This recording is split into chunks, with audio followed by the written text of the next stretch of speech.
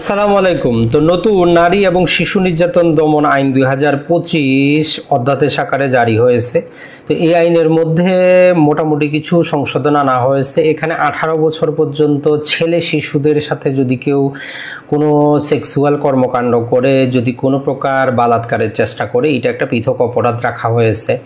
এবং নারীদের জন্য তো এখানে এই আইনটা একদম সুরক্ষা কবচ হিসাবে কাজ করবে। তবে একটা জিনিস খারাপ রাখা হয়েছে, সেটা হচ্ছে বিয়ের প্রলোভনে ধর্ষণ একটা পৃথক অপরাধ করে তার সর্বোচ্চ সাজা 7 বছর করা হয়েছে।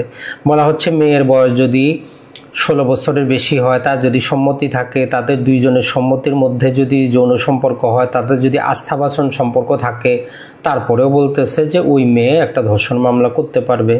কেন রে ভাই, কি জন্য? কারণ হচ্ছে যে কেউ কাউকে সারা জীবন ভালো লাগবে বিষয়টা এমন না, ওই জন্য বৈবাহিক সম্পর্কের মধ্যে তালাকের ব্যবস্থা আছে। তো বাংলাদেশের ক্ষেত্রে এই যে অবৈধ প্রেম ভালোবাসা, এটা কোনো সম্পর্কই না আইনগতভাবে। তাহলে আস্থাভাজন সম্পর্কটা আপনি ডেফিনেশনে না এনে তার বিরুদ্ধে 7 বছরের শাস্তি কেন আপনি দিতে যাচ্ছেন? তার মানেটা হচ্ছে, যদি আপনি চান মডার্ন হইতে, তাহলে ছেলে এবং মেয়ে উভয়ের জন্য রাখেন, যে কোনো ব্যক্তি অপর কোনো মহিলার সাথে যদি এইরকম সম্পর্ক রাখে, মহিলা বা পুরুষ যেই হোক, পরবর্তী যদি বিয়ে করতে না চায় বা অন্য কোথাও বিয়ে করে, তাহলে উভয়ের বিরুদ্ধে মামলা দায়ের করতে পারবে। তো ছেলেরা কি গাঙ্গের জলে ভাসে আসছে নাকি? যেহেতু আপনি মডার্ন আইন করবেন, এই নারী এবং শিশু নির্যাতন দমন আইনের অধিকাংশ কনসেপ্টই হচ্ছে আধুনিক সোসাইটির। অনেক জরিমানার কথা বলা আছে।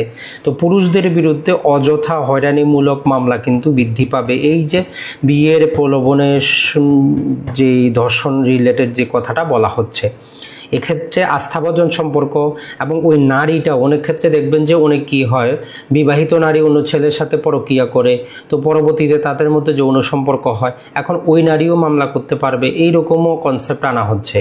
মূল বিষয়টা হচ্ছে, যেহেতু আমরা মুসলিম সোসাইটিতে থাকি, বিয়ের আগে এই অবৈধ সম্পর্কটা অবৈধ, হারামি আপনি রাখে দেন না। বিয়ের প্রলোভনটা আবার আসলো কোথার থেকে? যদি ওই রকম ক্ষেত্রে যে সহবাস করার সময় আপনার সম্মতি ছিল, 1 মাস পরে আপনার মনে হইল যে তার কাছ থেকে টাকা পয়সা আদায় করা যাবে, তার বিরুদ্ধে একটা ধর্ষণ মামলা দিয়ে দেই। তো এইটা ছেলেদের বিরুদ্ধে অন্যায় করা হয়েছে। আশা করি অতি দ্রুত এইটার মধ্যে আবারও সংশোধনী আনা হোক। আর এই নতুন আইনে সবচেয়ে বেশি যেটা করা হয়েছে, যাতে দ্রুত এবং তাৎক্ষণিকভাবে মামলাগুলো বিচার করা যায়, ডিএনএ রিপোর্ট ছাড়াও বিচার করা যায়, 90 দিনের মধ্যে বিচার করা যায়, বিচারের পরে যাতে জরিমানাটা বেশি হয়, এইরকম ব্যবস্থা রাখা হয়েছে, যেটা আসলে কিন্তু ঠিক না। কারণ এই সমস্ত বিষয় যারা করে, এদের টোটাল সম্পত্তি বিক্রি করলেও 2 লাখ টাকা হবে না, কোথা থেকে সে দিবে 20 লাখ টাকা?